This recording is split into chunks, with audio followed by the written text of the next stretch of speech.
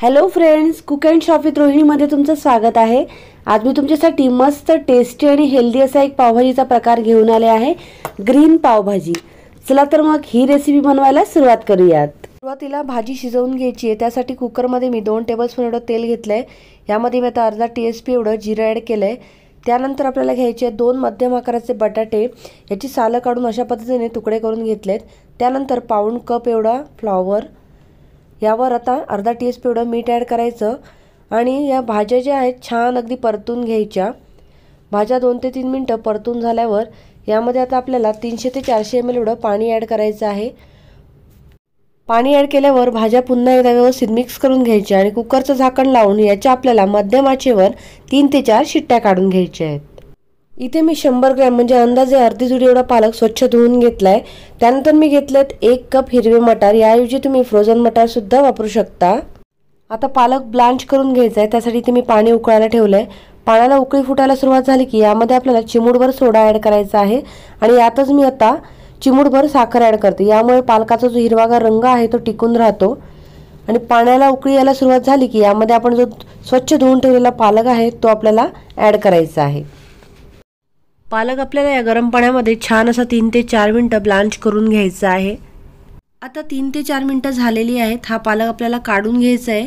इथे मी थंडगार बर्फाचं पाणी घेतलेलं आहे, म्हणजे पाण्यामध्ये बर्फाचे खडे टाकलेले आहेत। यामध्ये मी आता हा पालक काढून घेते। आपल्याला कंपल्सरी गार पाण्यामध्ये हा पालक काढून घ्यायचा आहे। यामुळे याचा कलर जो आहे पालकचा हिरवागार तो छान टिकून राहील।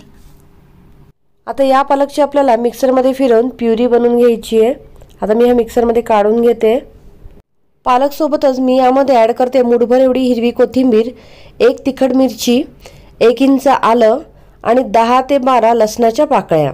यामध्ये आता थोडं पाणी ॲड करायचं आणि ह्याची आता आपल्याला फाईन प्युरी बनवून घ्यायची आहे। आता इथे मी पालकची छान फाईन अशी प्युरी बनवून घेतली। तुम्ही पाहू शकता रंग कसा मस्त छान हिरवागार आलाय। पालक ब्लांच केलेलं जे पाणी होतं ना त्यामध्येच मी आता हे 1 कप जे मटार आहेत ते बॉईल करून घेते। 5 ते 6 मिनिटं झाली आहेत। मटार सुद्धा छान बॉईल झालेले आहेत। हे सुद्धा मी थंडगार पाण्यामध्ये जसं आपण पालक काढून घेतला होता ना तसेच काढून घेते। कुकरच्या शिट्ट्या होऊन कुकर थंड झाला आहे। आपण पाहूयात भाज्या ज्या आहेत शिजल्या आहेत का। फ्लॉवर आणि बटाटा अगदी छान शिजलेला आहे। आता गरम असतानाच हे दोन्ही आपल्याला व्यवस्थित मॅश करून घ्यायचे आहेत। शिजवून घेतलेला बटाटा आणि फ्लॉवर व्यवस्थित मॅश करून झालेला आहे। आता हे मी साईडला ठेवते।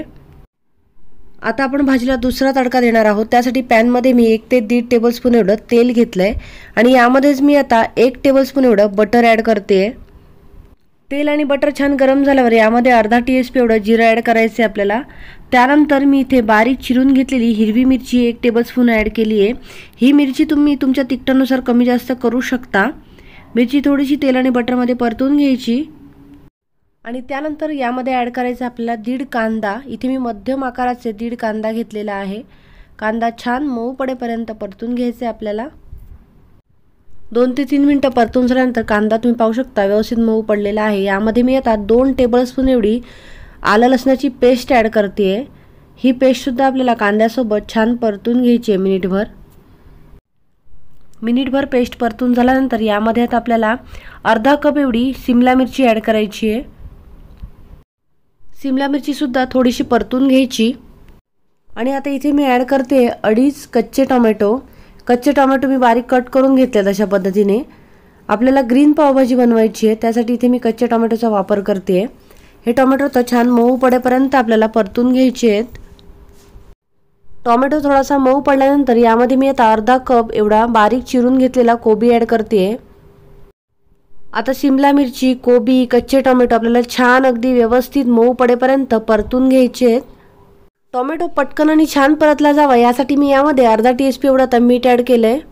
3 ते 4 मिनिटं व्यवस्थित परतून झाल्यानंतर भाज्या अगदी व्यवस्थित मऊ पडलेल्या आहेत। आता आपल्याला मॅश करून घ्यायच्या आहेत या भाज्या। भाज्या व्यवस्थित एकजीव झालेल्या आहेत। आता आपल्याला सुखे मसाले ॲड करायचे आहेत। इथे मी 1 टेबलस्पून धणे पावडर ॲड केली आहे, पाव चमचा हळद, अर्धा टीस्पून जिरे पावडर आणि 1.5 टेबलस्पून पावभाजी मसाला।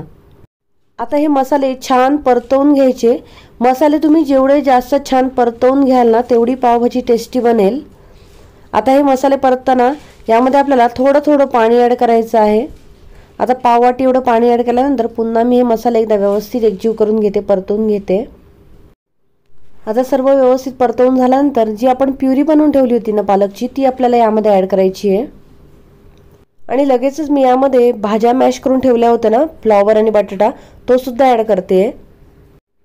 मॅश केलेली भाजी, नंतर पालकची प्युरी, मिक्स केलेले मसाले, हे सर्व आपल्याला व्यवस्थित एकजीव करून घ्यायचं आहे। सर्व छान असं एकजीव झाल्यानंतर जे बॉईल करून घेतलेले ग्रीन पीस आहेत, मटार आहेत, ते सुद्धा आपल्याला यामध्ये मिक्स करून घ्यायचे आहेत। आता ही भाजी आपल्याला व्यवस्थित मॅश करून घ्यायची आहे।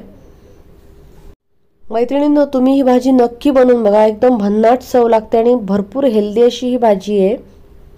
बॉईल करून घेतलेले मटार भाजीमध्ये व्यवस्थित एकजीव झालेले आहेत, तुम्ही पाहू शकता।